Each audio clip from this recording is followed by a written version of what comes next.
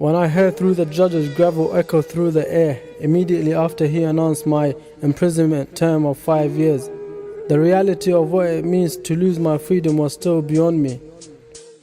Although I was scared and emotionally distraught with the thought of losing my family, I still did not grasp the concept of what it is like to be cut off from society. Within 24 hours, the concept became my reality. I looked around my box room cell, staring at the yellow brick walls, a hanging cracked mirror, and one barred window which was initially blurred to block my only chance of sanity and to possibly glimpse the outside world. I was allocated 1 hour a day to take a shower and make a phone call. Even those refreshing hours were supervised. To begin with, I lost myself in my emotions. 1 minute I would cry, the next minute I would laugh. I used to sing on the top of my voice to release my emotions of anger and despair.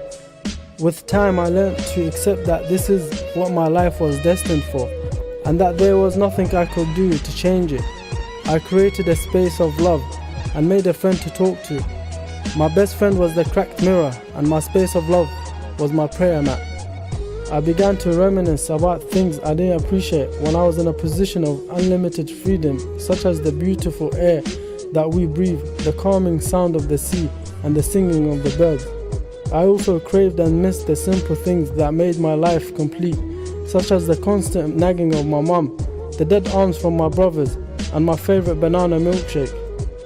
I accepted that this grotty small yellow brick cell was my home. I found my Lord in this cage, and it was the connection I built with my Lord that allowed me to hope and sustain the reassurance my friend Mirror gave to me, that one day I'll be free. It was just a matter of counting down the days. Every morning I would reassure myself that I was one more day closer to being released. I was fortunate enough to be able to mark a pen on my calendar to visualize the countdown to my freedom. When I compare my experience to that of a Palestinian child, it makes me cry, as they don't have the hope and the reassurance of being free one day. They have an unsaid prison sentence of an indefinite term, and the only crime they committed was being born in a society where cruelty takes place openly. I recently interviewed Muhammad Al-Azi, refugee from Ada camp, and he described his childhood experience to me.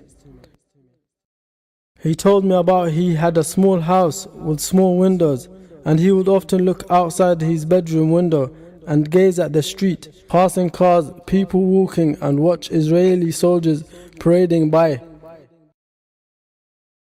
He would often observe demonstrations and young people resisting, and something he placed most emphasis on was the view of a single tall date tree in his garden.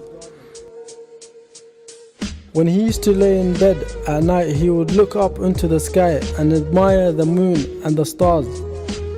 Every morning the sun would shine through his window and wake him up. As time passed, that space began to disappear as the population of his camp began to grow with every new child born in exile. When he looked out the window, all that was visible was a concrete wall. The sunlight no longer entered his room. It was dark and he had lost his freedom. He witnessed his family being buried next to him, and he described how he would be scared of his own shadow at night. There are many children like Muhammad that dream of being free so they can look outside their windows and see the light, to feel the fresh air and live a normal life. I have learnt from Muhammad that they are prohibited from playing outside. They are trained not to show emotion, and seeing a family member being buried next to them has become a normality. These children are afraid of their own shadow and are afraid to speak. I can only imagine that in their dream to be free from the cage lifestyle they are forced to live in, all they want is to spend time with their family and a safe place to play. In their case, a dream is just a dream.